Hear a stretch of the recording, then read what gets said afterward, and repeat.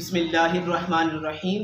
معزز ناظرین، آج کل کے دور میں ہم دیکھتے ہیں کہ اگر صورتحال ہماری مخالف ہو یا کوئی ہم سے اگر غصہ دلانے والی بات کرے تو ہم فوراً غصہ ہو جاتے ہیں۔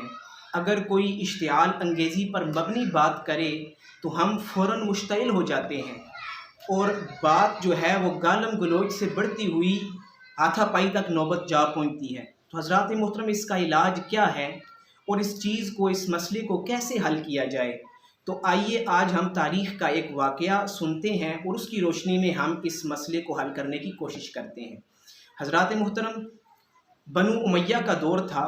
اس وقت جو بادشاہ تھا اس کا نام تھا خلیفہ ہشام بن عبد الملک، اور خلیفہ ہشام کو مصر کے ملک سے خراج کو وصول کرنے کے لیے ایک افسر کی ضرورت تھی۔ تو خلیفہ ہشام نے اس وقت کے ایک ولی، ایک بزرگ جن کا نام حضرت ابراہیم بن ایلہ تھا، انہیں اپنے دربار میں بلایا اور کہا کہ یا حضرت، مجھے مصر کے ملک میں سے خراج کو وصول کرنے کے لیے ایک افسر کی ضرورت ہے۔ آپ کی ایمانداری اور آپ کی نیک نیتی کا دور دور تک چرچا ہے۔ میں چاہتا ہوں کہ آپ یہ ذمہ داری قبول کریں اور مصر کے خراج کے افسر بن کر آپ وہاں سے خراج کو وصول کریں۔ تو حضرات محترم، حضرت ابراہیم بن ایلہ نے جواب دیا کہ اے خلیفہ، میں اپنے آپ کو اس قابل نہیں سمجھتا، میں اپنے آپ کو اس ذمہ داری کا اہل نہیں سمجھتا، اس لیے میں یہ ذمہ داری نہیں اٹھا سکتا۔ تو آپ نے ذمہ داری کو قبول کرنے سے انکار کر دیا۔ تو حضرات محترم، یہ ایک ایکشن تھا جو کہ حضرت ابراہیم بن ایلہ کی طرف سے آیا۔ اس کے ریئیکشن میں خلیفہ ہشام فوراً غصہ ہو گیا۔ خلیفہ ہشام نے خفگی کا اظہار کیا اور کہا کہ یا حضرت، میں آپ کو اتنی بڑی ذمہ داری سونپ رہا ہوں، میں آپ کو اتنا بڑا افسر بنا رہا ہوں اور آپ ہیں کہ آپ انکار کر رہے ہیں۔ تو حضرات محترم، حضرت ابراہیم بن ایلہ نے کوئک ریئیکشن نہیں دیا۔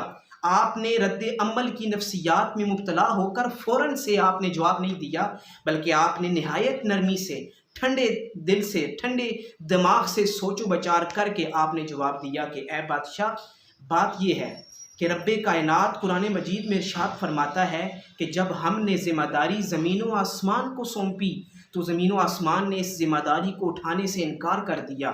تو یا حضرت، جب اتنا بڑا خدا، جب وہ زمین و آسمان کو ذمہ داری سونپے اور اگر زمین و آسمان ذمہ داری کو قبول کرنے سے انکار کر دے، تو اگر رب کائنات نے خفگی کا اظہار نہیں کیا تو آپ مجھ پر کیوں خفا ہو رہے ہیں؟ تو حضرات محترم، یہ بات سن کر خلیفہ ہشام کو فوراً اپنی غلطی کا احساس ہو گیا اور خلیفہ ہشام نے اپنا حکم واپس لے لیا۔ تو حضرات محترم، اس واقعے کو سن کر ہمیں یہ سبق ملتا ہے کہ ہمیں کسی بھی ایکشن کے ریئیکشن میں ہمیں کوئک ریئیکشن نہیں دینا چاہیے۔